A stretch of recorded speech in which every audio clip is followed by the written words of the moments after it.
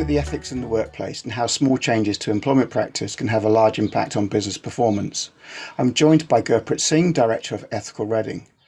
Gurprit has a huge influence in the business community, leading the way in ethical issues that affect us locally and even worldwide. So welcome, Gurprit. Thank you, Alison. So could we start? What do we mean by ethical, and why is it important to business? Well, fundamentally, ethics is about doing the right thing. As an individual or as an organization, it's about values, duties and obligations, virtues such as respect, integrity, compassion and fairness.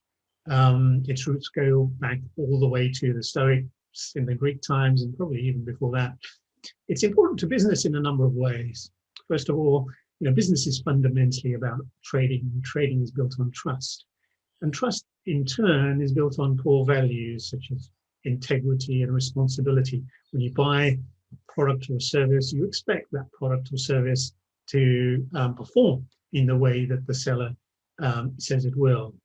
So the more ethically a business behaves, the more it is seen as a trustworthy business partner, and hopefully you'll get more business as a result. Secondly, in this day and age, it's quite clear that businesses that want to attract the best talent have to demonstrate their ethical credentials. There's lots of research out there that shows that millennials, generation X, Y, and Z, are much more attuned to ethical issues, much more concerned about prospective employers and what they do in terms of ethical practices. They want to spend their money with organizations and products that are developed ethically, and they want to work for employers that are having a positive impact on the world. And finally, it's just the right thing to do. When we're facing existential threats like climate change, pandemic, it's important that business leaders take the decisions that they do in the round, taking into account not just the profit aspect, but also the impact on their people, the broader society, and the environment. Okay. And how would that link to revenue? How would you link ethics to revenue? Well, this is an interesting question. It's an under-researched area, first of all. There's not enough research here. But the Institute of Business Ethics did do some research in the noughties. They took a sample of the FTSE 350 firms, and they found that over the long term, those companies that had an ethical culture, and they had various sets of criterion for that, outperformed those that made no such claims, public claims around ethics. And they outperformed them across market value added, MVA, around economic value added, EVA, and the price earnings ratio. There's a professor called Professor Alex Edmans from the London Business School, and he wrote this book, and he actually presented for one of our sessions. It's called Grow the Pie, and it's an excellent book. And he found that the 100 best companies to work for in the USA, which is a proxy actually in terms of ethical behavior, because if you look after your people, you're creating a great environment that people find attractive to work in. He found that those companies outperformed their peers over a 28-year period by between 89 to 184%. So that's a substantial performance dividend, if you like, down to ethical behavior. But it's not just all about revenue. There is a downside to unethical behavior as well. And certainly we know that unethical behavior can cost literally billions in terms of hard cash, but probably even more in terms of reputation. And in some cases, actually, the whole company has gone out of business. So you might recall Enron, which no longer exists.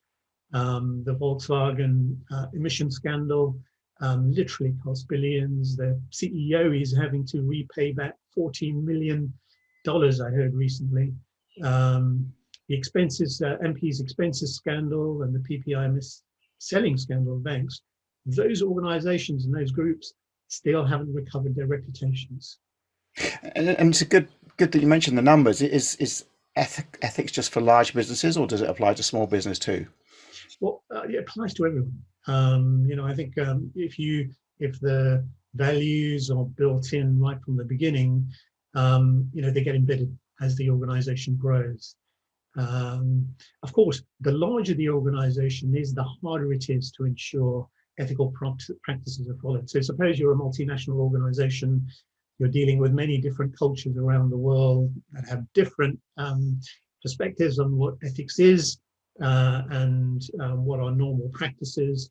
So you need much stronger policies, procedures across the organization to ensure that the ethical behaviors are followed, and also the tone from the top needs to be that much stronger as well in those organizations to be clear on what are allowable behaviors.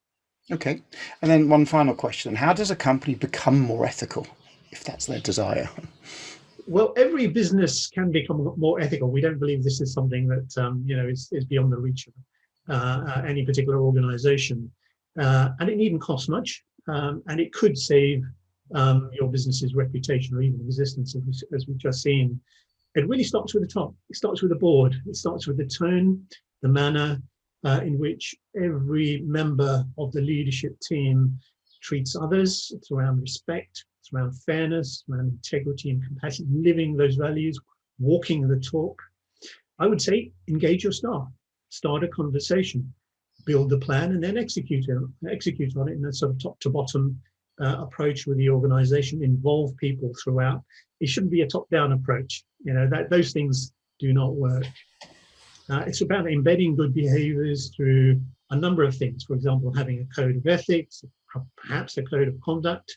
If it's a professional organization, incentive plans need to take this into account, hiring plans, promotion plans, and so on.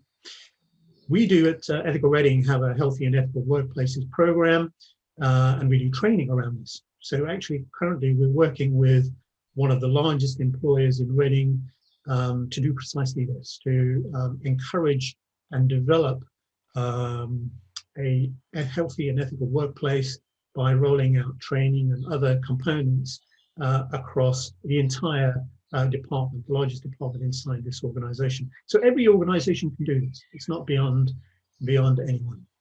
Okay, well, Gurprit, that's been fascinating. So my thanks to Gurprit Singh from Ethical Reading, and to anybody watching this.